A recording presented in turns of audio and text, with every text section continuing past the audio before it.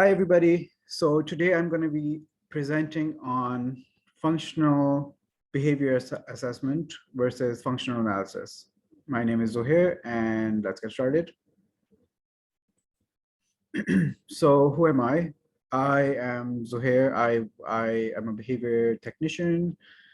I have been working in the field of ABAs for the past 7 years. And during this time, I have had experience working with schools.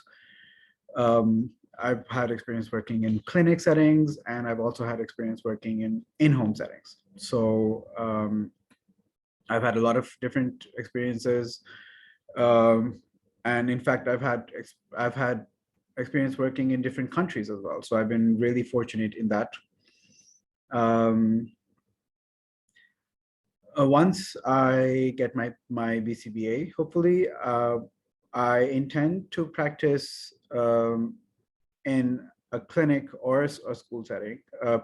I prefer working with schools because I feel that it's just a lot more rewarding in terms of the relationships that you build with the learners, the fact that you can really see your interventions play out while the learners are interacting with a lot more peers. So it's just I find that a lot more rewarding than working in a closed clinical environment. However, I do find that working within a clinic is more like it's more controlled, and you can definitely manipulate the environment a lot more. So those are my aspirations. My current field experience, is working within a school.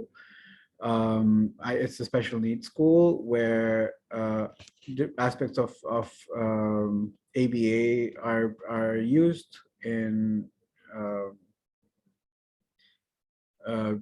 therapy and in behavior reduction plans and in training, shaping procedures, etc. In my experience with behavioral assessments, I don't have a very comprehensive experience of running an entire behavioral assessment, as I've always worked with supervisors and behavior analysts who have done the behavioral assessments, and I've done more of the data taking side or the problem behavior reduction side of the behavior reduction plans. So it's something that I want to learn more about, and it's something that I definitely am excited to learn and implement in my practice. So let's get started. What is a behavior assessment? A behavior assessment is an assessment that is used to determine the causes and behavior and functions of a behavior. So according to Baer and Risley, uh, and the general belief in ABA is that all behavior is caused by some function in the environment that a learner receives when they display this behavior. So behavior is the function of accessing different things in the environment, which can be sensory, which can be tangible, which can be social, or it can be escape from an aversive situation. So a behavior assessment is a tool that is used to determine the function of a behavior in general and in a particular environment.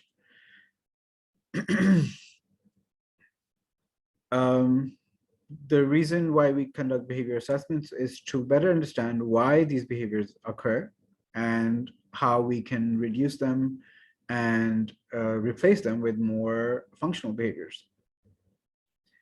So the most common types of behavior assessments in ABA are functional behavior assessments and functional analysis. So the more comprehensive behavior assessment is functional behavior assessment. A behavior assessment, a functional behavior assessment is usually implemented when the IEP team or the school team determine that the behavior of a learner is interfering with their learning, with their growth, with their teaching programs. So that's when we need to conduct a functional behavior assessment.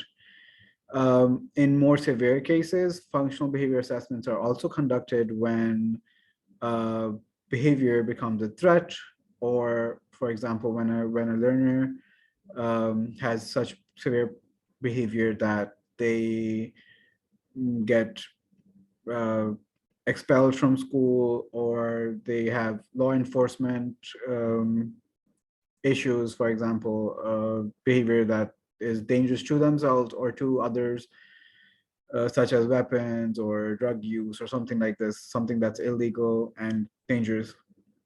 So in all of these cases is when a functional behavior assessment needs to be conducted in order to find out why the behavior is being exhibited. So what is a problem behavior? A problem behavior is any behavior that is disruptive to the learner. It is a behavior that is dangerous or is socially unacceptable. There are many forms of problem behavior that occur. They can be anything um, from being inappropriate things that are private events being done in public, or something that is dangerous, for example, aggression towards others, or just general disruptiveness, which can be just making too much noise, or getting some kind of sensory needs fulfilled by being loud or being disruptive with the other learners. So all of these constitute problem behaviors. These behaviors typically interfere with the learner's instruction program, with their learning and with their growth. Problem behaviors, they interfere with the social growth of a learner. For example, if a learner is showing signs of aggression towards others, it may cause them to be isolated because other peers will avoid them for fear of being of getting hurt. So that's one of the ways that problem behavior manifests. Um, Another way is behavior that is disruptive to others in the environment. For example, other classmates or teachers, or even in home when behavior becomes disruptive to the life of the parents and siblings of the learner. So all of these are considered problem behaviors. So let's talk about functional behavior assessment and functional analysis. So a functional behavior assessment is a broader assessment of the functions of a behavior across multiple environments. Functional behavior assessments they're more common to be conducted in school settings. And the thing with functional behavior assessments is they're more time taking and they're more comprehensive in terms of they constitute both indirect measures and direct measures. Indirect measures in the form of conducting interviews with parents, with teachers, with other stakeholders who might have seen, who might have been present at other environments where the behavior occurs. In functional behavior assessments, environmental events are not directly manipulated as part of the assessment. Functional analysis, on the other hand, are a more direct and clinical approach to reducing problem behavior. They're more focused on environmental manipulation and seeing the effect of this environmental manipulation on the behavior. In a typical functional analysis, an individual is exposed repeatedly to a series of conditions in which antecedent and consequent events are manipulated to determine which events are responsible for behavior maintenance. Functional assessments can sometimes be a component of functional behavior assessment. Functional analysis can sometimes be a component of functional behavior assessments. However, that's not necessarily the case. So talking about my organization now, how do they conduct behavior assessments? So the organization that I'm working with, they use some aspects of FBA, but mainly they're more focused towards a functional analysis form of behavior assessment.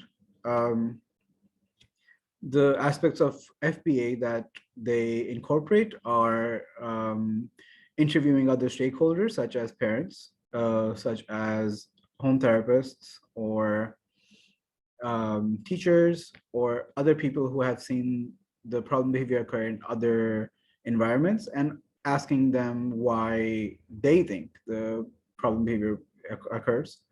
So it does have that indirect measure approach to determining the cause of a problem behavior. However, it's more less scientific, as this is more taken into account per teacher, and data is not exactly recorded on the indirect measures, just it's more descriptive and more to get a deeper understanding. However, the way that behavior assessments are used in the organization are more geared towards functional analysis, where the behavior is manipulated in the present setting that the learner is in. The focus is on behavior antecedents and the duration of the behavior, and using different methods to reduce the duration, and using different consequences to reduce the occurrence of the behavior. So here is a typical ABC datasheet that is used in the current organization that I'm working in. As you can see, it's very handy. It's something that's very easy to use. It's as soon as problem behavior occurs, you will start a timer to see how long the behavior is lasting. The antecedent is ticked off from a list, and then the behavior, and then one of the consequence is implemented in order to reduce the problem behavior. And at the end of the day, the total number of episodes of problem behavior, as well as the cumulative duration of problem behavior, is recorded, and later it's graphed. So here's another example of problem behavior datasheet. So this is something that's used more to find out like the general